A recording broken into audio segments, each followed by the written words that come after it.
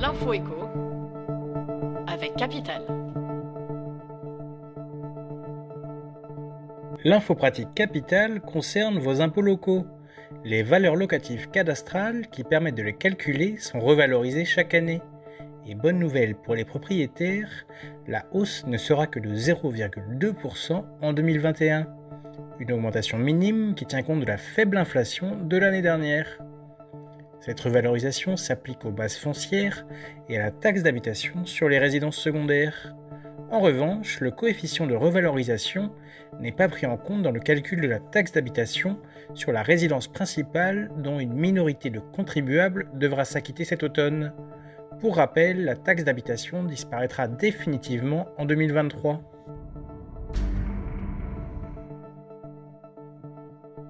Le coup de gueule du jour pourrait être poussé par les retraités et les actifs si leur taux de CSG, la contribution sociale généralisée, était revu à la hausse.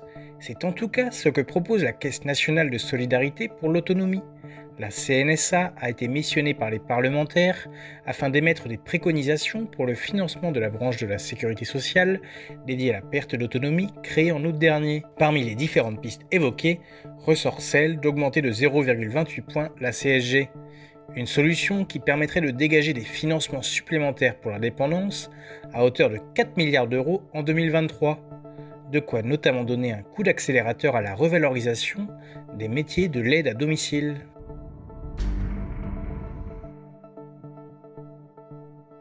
Le chiffre du jour, 8.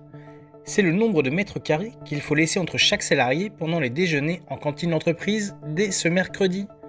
Pour limiter la propagation du coronavirus, le gouvernement a décidé de durcir le protocole sanitaire pour la restauration collective. Pendant les repas, il est désormais prévu que chaque salarié soit seul à table, en respectant strictement la règle des 2 mètres de distanciation entre chaque personne, soit 8 mètres carrés d'espace pour chaque salarié. Jusqu'ici, le protocole ne mentionnait pas explicitement cette règle de distanciation physique, ce que la nouvelle version, publiée ce mardi, vise à corriger.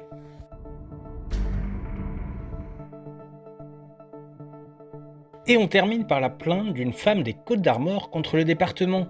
Âgée de 45 ans, elle n'a plus que 200 € par mois pour vivre avec sa fille de 11 ans. En effet, décision a été prise de mettre fin à l'aide RSA qu'elle touchait depuis 2009. Convoquée une première fois en 2018, elle avait conclu un nouveau projet personnalisé d'accès à l'emploi pour continuer à bénéficier du RSA. Mais selon son conseiller Pôle emploi, elle n'a pas rempli sa part du contrat. En 2020, son dossier a fait l'objet d'un contrôle et de 2 nouvelles commissions. C'est au mois de septembre que la décision a finalement été prise.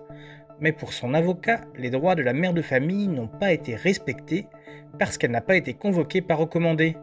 Le dossier a été débouté en décembre par le tribunal administratif, mais la plaignante veut désormais se pourvoir en cassation. Les détails sur capital.fr. C'était l'info éco avec Capital.